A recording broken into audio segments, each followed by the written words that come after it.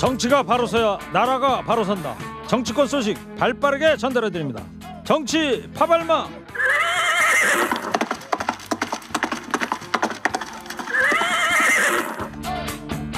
장마 기간에도 달립니다. 시사평론계 호랑나비.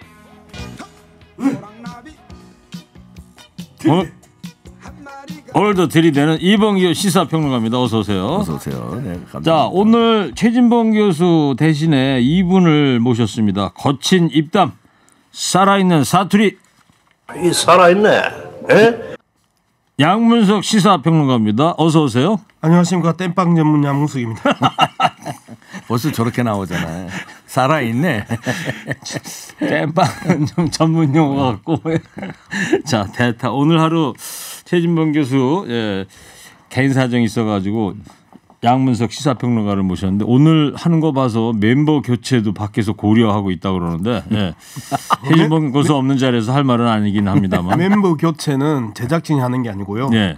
제가 그 결정하는 것이고요. 예. 그리고 땜빵 전문이기 때문에 예. 계속 최진봉이 시키세요. 저기는 저 목소리나 저 표정 봤죠?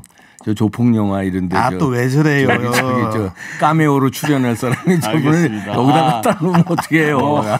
진보 보수의 그 대단한 입담을 가진 두 분이 오늘 마주 보셨는데 두 분이 이렇게 같이 마주 앉아서 평론해 보신 적이 언제 있으셨나요? 제가 종편 데뷔를 이봉규 선배가 진행할 때 했었습니다. 그때 진짜 저는 바보였습니다. 아니, 종편 데뷔를 예. 이제 제가 진행하는 프로가 있었어요. TV조선에서요? TV조선에 저 이봉규의 정치 옥타곤이라고. 예, 저도 기억나요. 거기서 우리 저 왼쪽 선수로 그러면은 좌파. 그때가 2011년쯤 되지 않았습니까? 뭐 그때 한 10년 전쯤에. 10년 제가 전쯤에. 방통위 그만두고 그렇죠. 들어갔었으니까 그리고 이제 저하고 진성호하고 그 1대1 이 논투 제목이 뭐 논투인가 그랬었어요. 그렇다. 자, 10년 만에 한번 대결을 기대를 해보고요. 좀 시작을 해볼게요.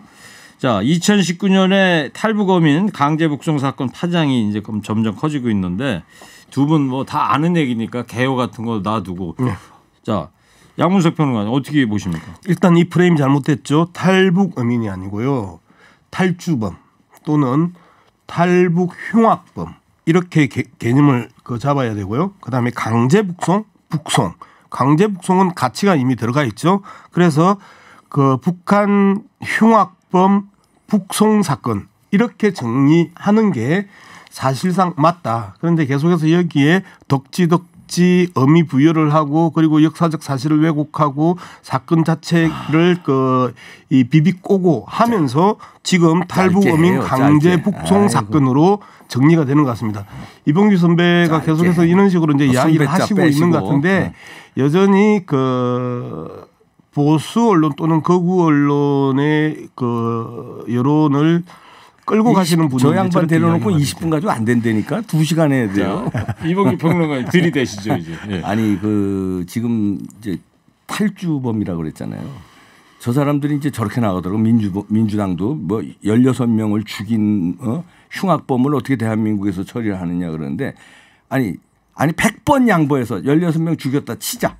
16명 죽인 것도 확실히 수사가 안 된 거예요. 북한에서 주장한 거지.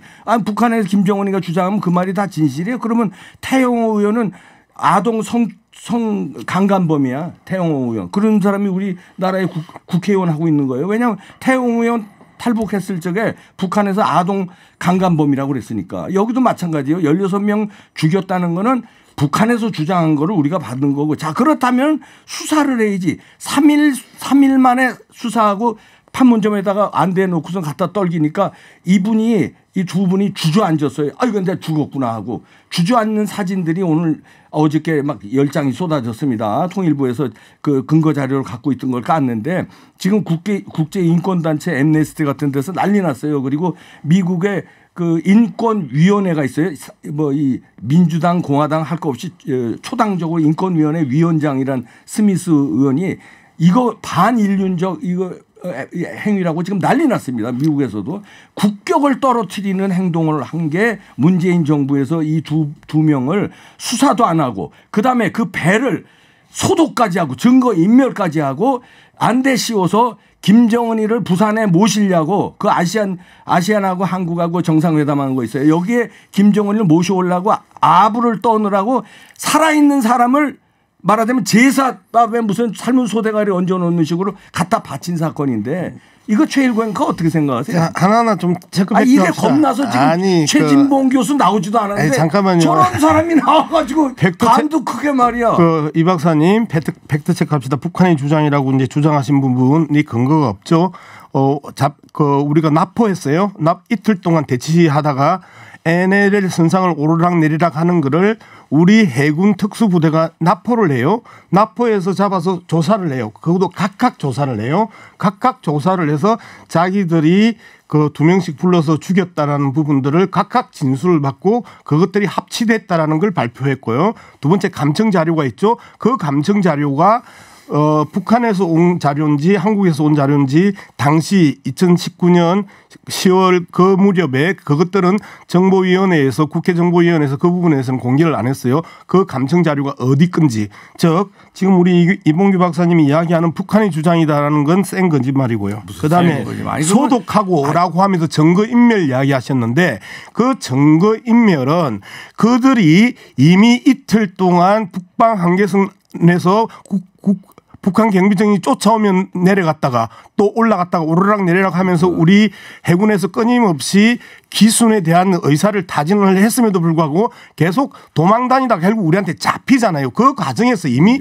증거인멸은 끝난 상황이에요. 왜 우리가 증거인멸을 했다고 하는 그런 확신들과 그런 이 대도 안 하는 말씀을 하시면서 이 문제를 갖다가 풀어나가요. 여기까지 하고요. 잠깐만요. 왜냐하면 양문석 지금 평론가는 착하게 살아서 그래요.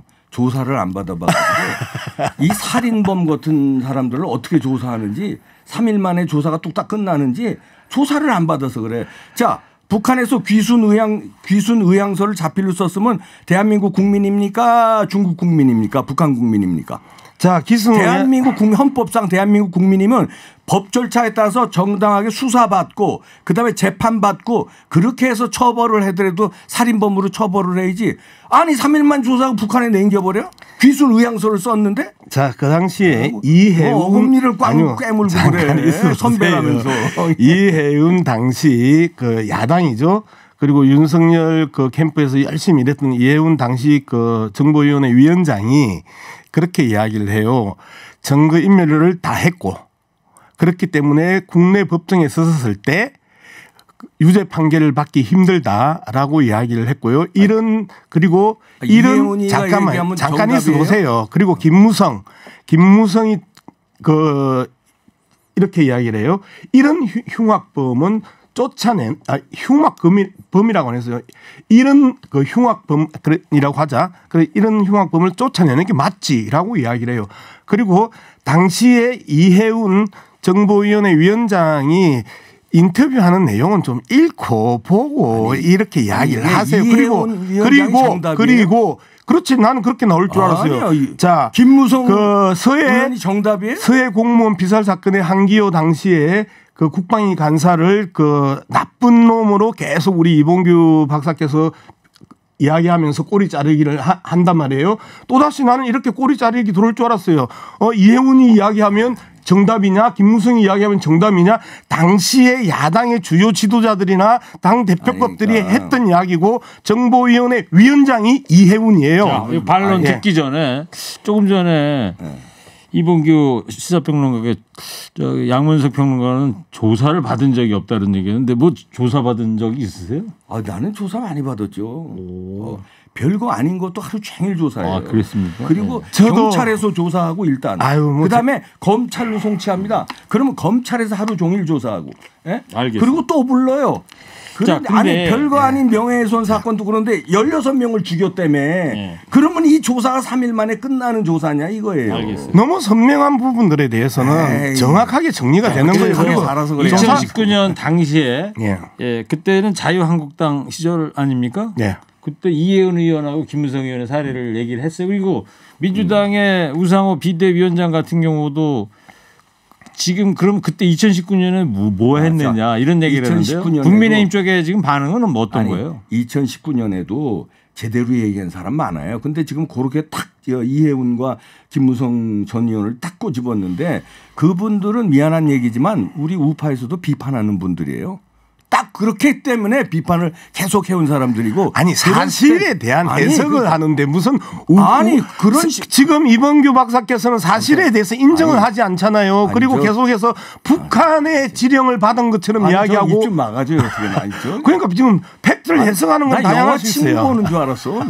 길어 짧게 영화에 여기서 오늘은 긴 걸로 치면은 이범규 평론가도 못지않게 길게 하십니다. 아니 근데 그렇습니까? 근데 그때도요. 그럼 저쪽 사람들 예를 들을게요. 천정배 의원이 저쪽 팀이잖아요. 저 왼쪽 깜빡이 켜는 분인데 천정배 의원이 그때 아주 모멸차게 김현철 당시 통일부 장관을 몰아세웁니다. 이건 반인류 행위인데 어떻게 수사도 안 하고 남기냐 이런 식으로 국회 출석한 김현철 전 장관을 향해서 통일부 장관 그때 그 누가 지시했냐 물어요. 천정배 의원이 그랬더니 청와대 안보실에서 지시했다. 그때 벌써 이미 밝혀진 거예요. 알겠습니다. 안보실장은 자 비서잖아요. 그럼 누가 지시한 겁니까? 문재인이 지시한 거죠. 문재인 전 대통령. 전 대통령 자 붙이라고 그래서 붙입니다. 네, 문재인 전 대통령이 지시해서 비서인 안보실장이 그렇게 해가지고 이렇게 나온 거라고 김현철 당시 저 통일부 장관이 불었어요. 알겠습니다. 그러면 이범규 평론가께 제가 개인적으로 이 사람들이 개인적으로 라디오인데 16명을 살해하고 남으로 내려왔다. 이 팩트 자체에 대해서는 믿으세요? 안 믿으세요? 나는 못 믿어요. 그것도. 왜 못 믿냐면 첫째 북한에서 주장한 거를 일방적으로 믿을 수 없다는 거고 두 번째 그 배 보셨어요 사진? 예. 거기에 목선. 자 목선인데 그 크기로 봐서 16명을 죽인 사람이 3명이에요. 3명하고 16명 합치면 19명이에요. 거기 19명 탈 수 있다고 보십니까? 다 19명이 숨은 쓸 수 있어. 앉지를 못해요. 그 배 보세요 사진. 조그만 배예요. 거기 어떻게 19명이 승선을 해. 그것도 못 믿겠고 그다음에 김책항으로 죽인 다음에 돌아갔다는 거 아니에요. 그래서 한 명은 내려서 처벌 잡히니까 2명이 이제 다시 이렇게 도망 나갔다는 건데 거기 김책항에서요. 그 우리 이제 탈북자들은 그 정보를 많이 받습니다. 돈도 보내고 뭐 정보를. 김책 씨가 30만 명도 안 된대요. 그 인구가. 근데 그런 사실을 아는 사람이 한 명도 없대. 화제도 안 됐대요. 아무도 몰랐대. 16명 죽인 거면 엄청난 뉴스 아닙니까? 세계적으로도. 글쎄 뭐 북한 당국에서 언론 통제를 하게 되면 아니 모르겠죠. 언론 통제를 해도 16명을 죽였다는 소리가 돌지. 근데 그런 것도 있고 그다음에 16명을 죽였으면 죽였어도 그 100번 양보해서 죽였다고 칩시다. 그래도 조사를 해야지.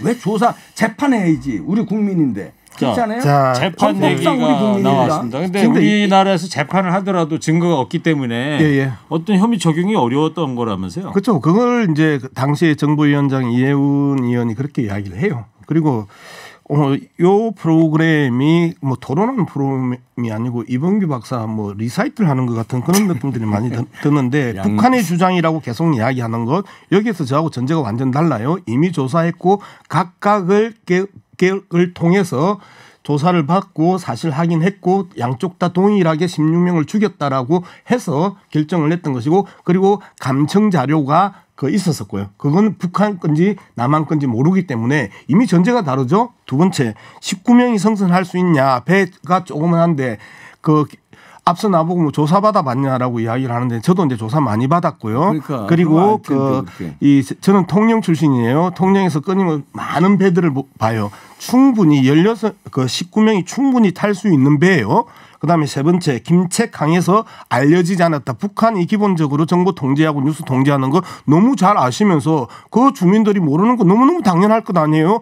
탈북을 했는데 그런 부분을 가지고 건거랍치고 이야기를 하시는 것 자체가 얼마나 이게 당황스러워요. 북한에서 한 말이 다 정답이라고 칩시다. 그래. 북한이 무슨 이야기를 했는지 아세요? 쳐. 그래 북한이 무슨 이야기를 했는데. 16명 죽였다며. 그걸 갖다가 지금 남한에서 납포한 이후에 조사 결과가 16명 죽였다고 각각의 조사를 조사를 나는 믿을 수 없다는 거예요. 왜냐하면 그 사람들을 북한에 보내버렸잖아요. 증인들을 북한에 보냈는데 조사해서 이런 거 했다. 그걸 어떻게 믿어요? 여기까지 해도 그러니까 녹취록을 까려니까 못 믿어 나는. 목소리 나온 것 같고 어제 또 검찰이 이제 국정원을 전격 압수수색했단 말이죠. 본격적인 사정 정국이 시작되는 거 아니냐 이런 얘기도 나오는데 앞으로 이 사안은 어디까지 확대될 거라고 보십니까? 자, 왜 갑자기 색깔론을 들고 나올까를 이제 고민을 해봅시다. 사실상 지금까지 윤석열 대통령을 지지했던 한 350만 명 정도가 질의를 철회를 했어요. 그러면서 어떤 그 여론조사는 30%대로 떨어지기도 하고요. 이러면서 전반적인 이결도 채 안 된 새 정부에 있어서의 지지율이 극도로 떨어지니 할 수 있는 게 몇 개가 안 됩니다. 첫 번째 사정정국, 사정 드라이브를 거는 것.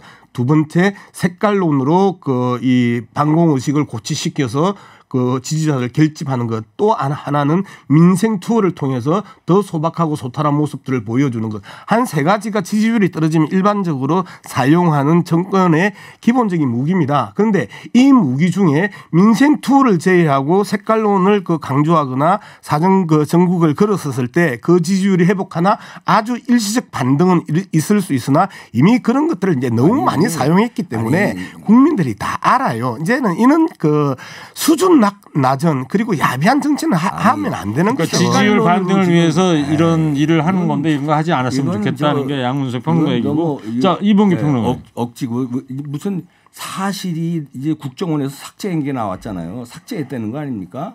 그 못 믿으시는 눈동자인데 앵커가 그러시면 안 되지. 아니 저한테 질문하지 마세요. 그러니까. 저는 사회 보는 사람이에요.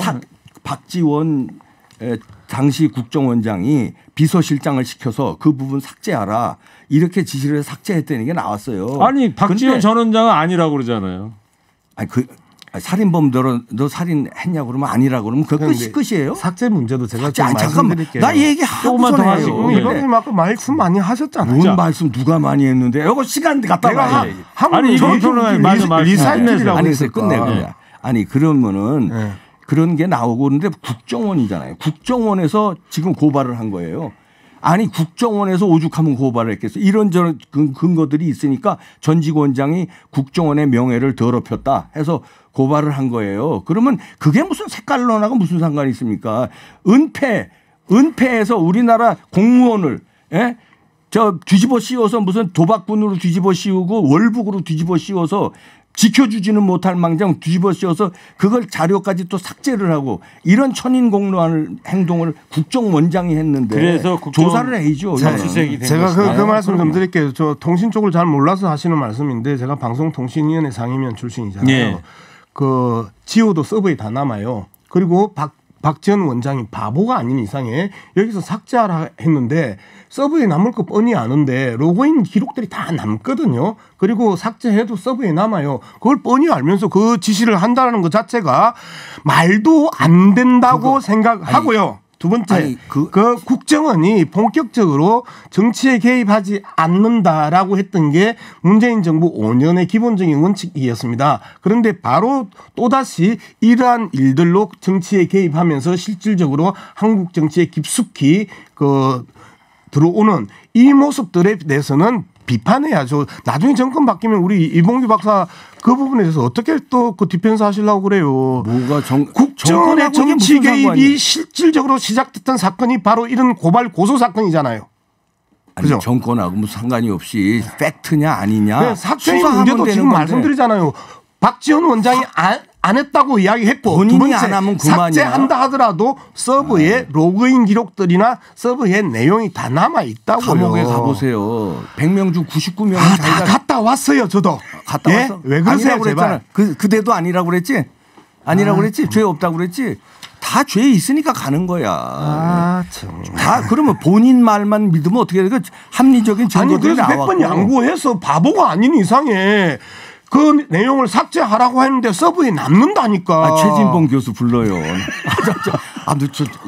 부담스럽네. 그게 기본적으로 정치서부터 기본적으로 통신의 기본인데 체급이. 이봉규 평론가가 지금 약세를 좀 보이시는 그게 겁니까? 아니라 목소리가 사투리가 강렬했는데다가 표준이에요, 영화 친구처럼 막 나오니까 억양이 사투리라서 그렇지. 완전히 다 표준으로 하니까. 박정택 감독 캐스팅하라고 그래야 되겠어. 알겠습니다. 오늘 사실 두 개 아이템을 더 해야 되는데 지금 이 이야기도 지금 마저 마치지 못한 상황인데 맞춰야 될 것 같아요. 아니 뭐 우겨대니까 장사 없네 그냥 아니라 우겨대 목소리 그게 우기니까. 아니면 그건 정치자들이 판단하겠지요. 예. 그리고 알겠습니다. 저는 표준어입니다. 자. 그리고 억양이 사투일 뿐입니다. 저는 품격과 우아와 표준어가 저 방송의 예. 3대 요소입니다. 자, 여기까지 하겠습니다. 오늘 대신 최진봉 교수 대신 나와주셔가지고 정말 시간 내주셔서 감사합니다. 예.